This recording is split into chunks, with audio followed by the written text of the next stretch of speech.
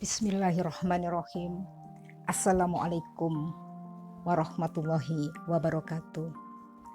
Alhamdulillahilladzi arsala rasulahu bil huda wa dinil haq liyudhhirahu ala dini kulli walau karihal musyrikun. Asyhadu an la ilaha illallah wa asyhadu anna Muhammadar Rasulullah. Allahumma sholli ala Muhammad wa ala alihi wa sahbihi wa salim ajma'in. Puji syukur kita panjatkan kepada Allah yang pada hari ini kita masih diberikan kesempatan oleh Allah untuk bisa menambah perbengkalan untuk perjalanan akhirat yang akan kita lampaui. Setiap manusia akan menjalaninya. Di bulan suci ini, marilah kita lebih banyak mengisi hari-hari kita dengan hal-hal yang bisa meningkatkan iman dan takwa kita. Hari ini kita hidup di dunia yang terus berputar. Kita tidak boleh berhenti untuk menjadi lebih baik dari waktu ke waktu. Apalagi umat Islam dengan bimbingan wahyu sudah dipersiapkan untuk memimpin dunia, memimpin peradaban dunia. Karena Islam adalah rahmatan lil alamin.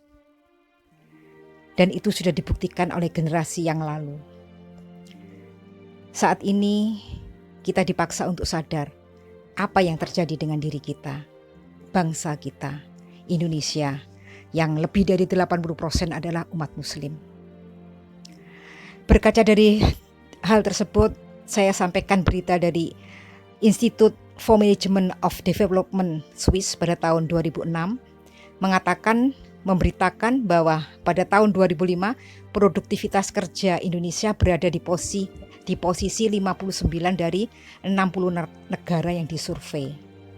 Dan itu pun sudah menurun ketimbang pada tahun 2001 yang tadinya berada di urutan 46. Itu yang tahun 2005. Data yang terbaru dari pada tahun 2019, WEF World Economic Forum mencatat peringkat daya saing Indonesia di posisi 50. Yang sebelumnya di 45. Jadi terus menurun ya dari data-data internasional ini. Dan untuk di ASEAN adalah nomor 4 di bawah Singapura, Thailand, dan Malaysia. Untuk itulah apa yang terjadi dengan bangsa kita. Sehingga kita harus tahu produktivitas berkaitan erat dengan etos kerja. Untuk itulah kajian Ramadan hari ini saya beri judul Etos Kerja Seorang Muslim. Apa itu etos? Etos berasal dari kata Yunani, dapat mempunyai arti sebagai sesuatu yang diyakini, cara berbuat, serta sikap terhadap nilai kerja. Dari kata ini lahirlah apa yang disebut dengan etik, yaitu pedoman, moral dan perilaku, atau dikenal pula dengan etiket, yang artinya cara bersopan santun. Dengan demikian yang dimaksud dengan etos adalah norma serta cara mempersepsi, memandang dan meyakini sesuatu. Ada beberapa definisi etos menurut para tokoh. Suryono Sukanto mengartikan etos antara lain sebagai nilai-nilai dan ide-ide dari suatu kebudayaan atau karakter umum suatu kebudayaan. Sedangkan Dr. Nurul Khalis Majid mengatakan etos berasal dari bahasa Yunani, artinya watak atau karakter. Secara lengkap, etos ialah karakter dan sikap, kebiasaan serta kepercayaan, dan seterusnya yang bersifat khusus tentang seorang individu atau sekelompok manusia.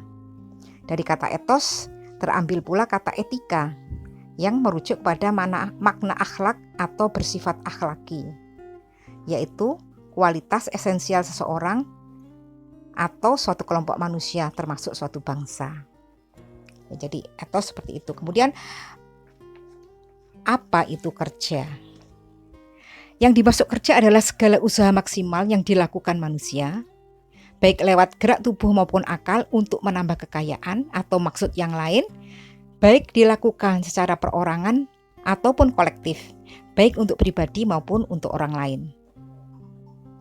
Sedangkan makna bekerja bagi seorang muslim adalah suatu upaya yang sungguh-sungguh dengan mengerahkan seluruh aset, fikir dan zikirnya untuk mengaktualisasikan atau menampakkan di arti dirinya sebagai hamba Allah yang harus menundukkan dunia dan menempatkan dirinya sebagai bagian dari masyarakat yang terbaik, khairu ummah. Atau dengan kata lain dapat dikatakan bahwa hanya dengan bekerja manusia itu memanusiakan dirinya. Seorang muslim terikat dengan pesan-pesan Al-Quran dari Tuhannya. Karena Al-Quran adalah petunjuk hidup bagi seorang muslim. Hudalil muttaqin, hudalin nas. Ya, dia terikat untuk apa dia ciptakan. Seperti dikatakan dalam surat Az-Zariyat, wa ma khalaqtul jinna wal insa illa liya'budun. Tidaklah aku ciptakan manusia kecuali untuk beribadah kepada Allah. Jadi salah satu misi hidup manusia adalah beribadah. Pada ayat yang lain dalam surat Al-Baqarah, ini ja'ilun fil ardi khalifah, ya, manusia dijadikan khalifah di muka bumi. Dan pada ayat yang lain juga wa ma arsalnaka ila rahmatal lil alamin. Ya, manusia juga sebagai pembawa rahmat di muka bumi. Sehingga bagaimana seluruh aktivitas manusia, pekerjaan yang dilakukannya selalu disemangati dan dijiwai oleh nilai-nilai itu. Komponen dasar etos kerja dalam Islam, ini yang akan kita bahas. Islam adalah sistem hidup yang sempurna, mempunyai petunjuk yang akan membantu kita mengatasi permasalahan hidup di dunia ini. Komponen dasar etos kerja dalam Islam pertama adalah takwa. Dalam Al-Quran, banyak memuat ayat yang menganjurkan takwa dan setiap perkara dan pekerjaan. Salah satu ayat yang amat kuat pesannya ada dalam surat Al-Baqarah ayat 197. A'udzubillahi minasyaitonirrajim. Wattawazadu, dan berbekalah. Fa inna khairaz zadi taqwa. Sesungguhnya sebaik-baik bekal adalah takwa. Seorang yang bertakwa adalah seorang yang punya integritas, punya kejujuran, ketangguhan, dan seluruh nilai-nilai positif. Seorang yang bertakwa adalah seorang yang meyakini bahwa apa yang dia lakukan di dunia ini semuanya akan punya efek terhadap hidupnya di dunia, juga berefek terhadap kehidupan di akhirat. Jadi dia adalah seorang yang punya integritas karena apa yang dia katakan, itulah yang dia lakukan.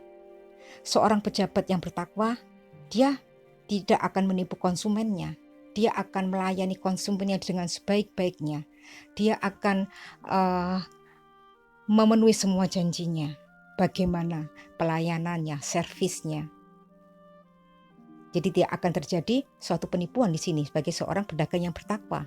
Karena apapun yang dia lakukan, kalaupun dia mau keuntungan dari perdagangan itu, dia juga harus bisa mempertanggungjawabkan semua transaksi itu kepada di yaumul akhir nanti. Wa may ya'mal mithqala dzarratin khairan yarah wa may ya'mal mithqala dzarratin syarran yarah. Jadi dia meyakini kebaikan sekecil apapun dia akan mendapatkan balasan, dan kejelekan sedikit apapun juga semuanya tercatat di sisi Allah. Atau seorang yang pejabat yang bertakwa, maka tidak mungkin dia melakukan suatu tindakan-tindakan yang tidak terpuji. Karena dia yakin amanat tugas yang dia terima itu adalah bukan hanya berhubungan dengan sesama manusia saja, tetapi juga berhubungan erat juga dengan kaitannya dengan kehidupannya nanti setelah di hari akhir. Apakah dia melaksanakan tugasnya dengan sebaik-baiknya sebagai pelayan masyarakat. Jadi sebenarnya dengan takwa ini seluruh permasalahan tentang korupsi dan sebagainya akan selesai. Karena pengawasannya bukan polisi saja. Pengawasannya adalah dari dirinya sendiri. Bahwa apapun yang dilakukan semuanya itu harus dipertanggungjawabkan. Disinilah pentingnya makna takwa ya. Jadi takwa itu adalah sesuatu yang sangat strategis. Dan bersyukurlah kita, Allah menghadiahi kita satu bulan khusus untuk memupuk ketakwaan kita, bulan Ramadan. Dan bersyukur pula kita dikaruniai tahun ini untuk masih bisa menikmati, mengisi Ramadan ini. Betapa banyak teman-teman kita yang sudah tidak punya kesempatan karena sudah keburu dipanggil oleh Allah. Marilah kita syukuri bulan ini, bulan untuk meningkatkan ketakwaan, karena takwa adalah salah satu unsur komponen pertama, komponen dasar etos kerja dalam agama Islam. Yang kedua adalah tentang iman dan amal soleh. Ayat-ayat keimanan selalu diikuti dengan ayat-ayat kerja. Bukti keimanan harus dinyatakan dengan pekerjaan. Begitu banyak ayat-ayat dalam Al-Quran yang menghubungkan antara iman dan amal soleh. Dalam Islam tidak dipisahkan itu. Orang tidak cukup hanya berkata atau berkeyakinan saja, tapi perkataan dan keyakinannya itu harus dibuktikan dengan perbuatan. Ya, contohnya misalnya ada di surat At-Tin ya, illalladzina amanu wa amilus solihati falahum ajrun ghairu mamnun. Illalladzina amanu, kecuali orang yang beriman dan beramal soleh, falahum, bagi mereka ajrun ghairu mamnun, pahala yang tidak ada putus-putusnya.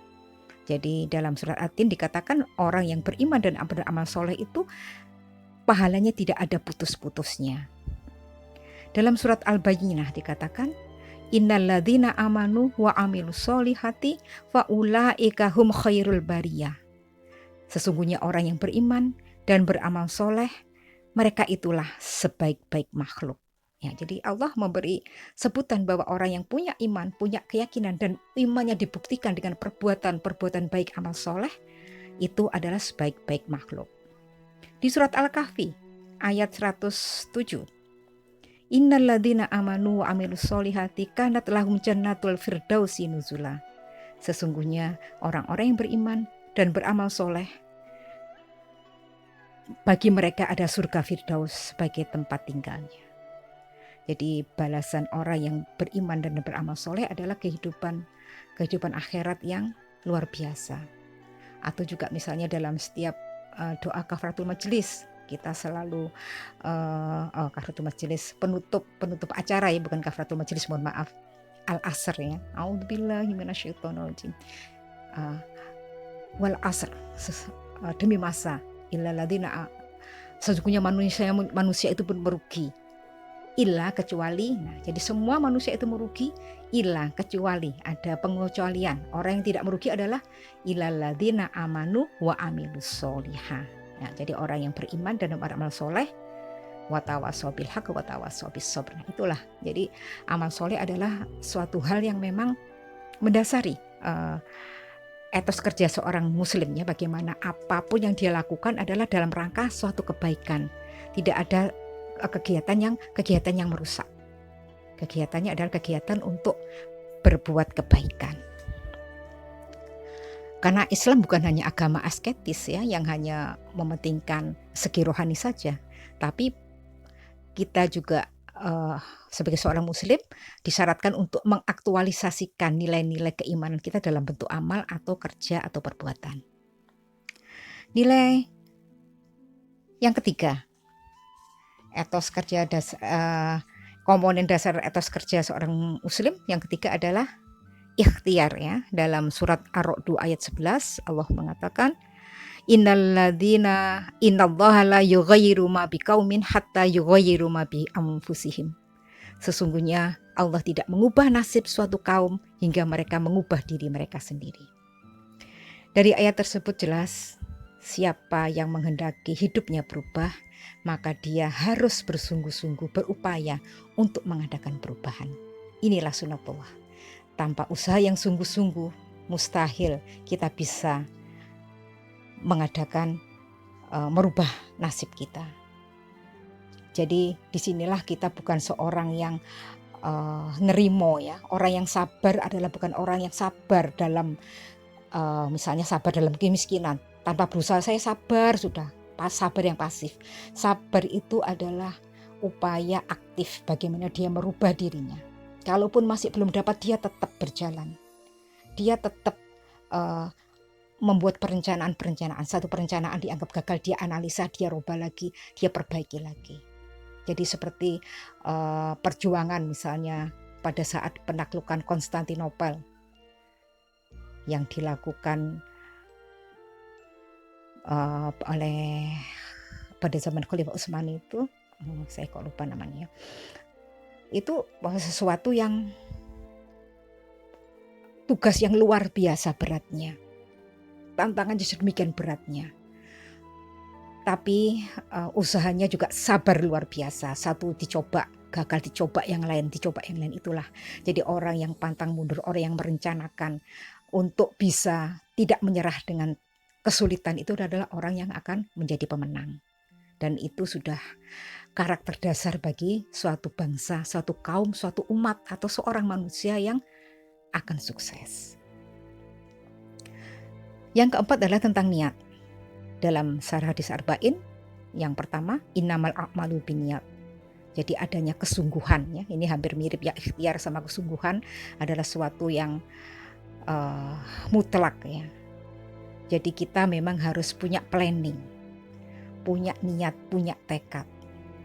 Tanpa tekad yang sungguh-sungguh, mustahil sesuatu itu bisa kita raih. Jadi orang yang tidak punya perencanaan dikatakan adalah orang yang sudah merencanakan dirinya untuk gagal. Jadi kalau kita sudah punya niat, punya tekad, kita harus punya perencanaan. Bagaimana kita menjadikan diri kita, memantaskan diri kita untuk menerima sesuatu yang lebih dari karunia Allah. Kita mau sukses, menerima lebih, berarti kita kan harus memenuhi syarat-syarat untuk sukses itu seperti apa. Kita tidak boleh berhenti untuk belajar, berikhtiar, berusaha.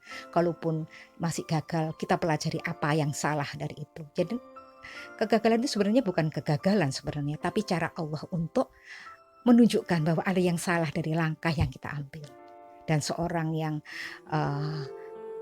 akan bisa memimpin peradaban, seorang yang akan sukses adalah orang yang senantiasa mau belajar dari apa yang kegagalan dia terima. Yang selanjutnya adalah tentang profesionalisme atau berilmu.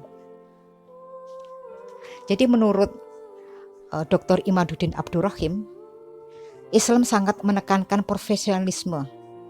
Al-Quran menyebutnya dengan ulul albab.